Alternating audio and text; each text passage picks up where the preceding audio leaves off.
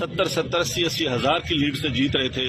ہم نے ان کو ہروایا ہے اور ان کے اوپر جعلی مہریں لگا کے سب کو ہروایا. کمشنر صاحب جب جعلی مہریں لگ رہی تھی اس وقت آپ نے کسی سے کہا کہ یہ سب کچھ ہو رہا ہے، غلط ہو رہا ہے، اس کو روکا جائے؟ دیکھیں، میں یہ ساری اس غلط کاری کی ذمہ داری اپنے اوپر لے رہا ہوں اور ساتھ آپ کو بتا رہا ہوں کہ جو چیف الیکشن کمشنر ہے، جو چیف جسٹس ہے، وہ بھی اس کام میں پورے شریک ہیں. کس کے کہنے پہ سب کچھ ہوتا رہا؟ یہ اتنا سب کچھ جو ہوا آخر کس کے کہنے پہ ہوتا رہا؟ آپ کیوں پریشر کرتے ہیں؟ میرے اوپر کوئی دباؤ نہیں ہے.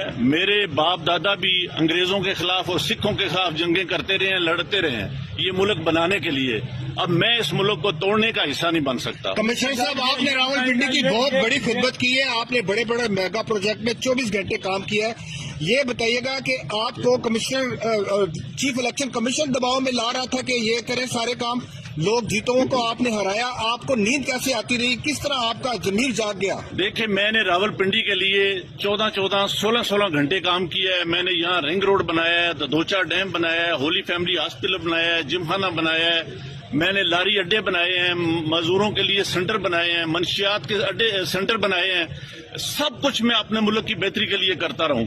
لیکن آخر پہ میں نے جو اس ملک کے پیٹ میں چھرا گھونپا ہے، مجھے وہ سونے نہیں دیتا. میں یہ سکون کی موت مرنا چاہتا ہوں. جو میں نے ظلم کیا ہے مجھے اس کی سزا ملنی چاہیے، اور باقی بھی اس ظلم میں جو لوگ شامل ہیں پولیس بھی شامل ہے؟ ان کے نام بتائیں گے جو لوگ آپ کے ساتھ یہاں پر تھے.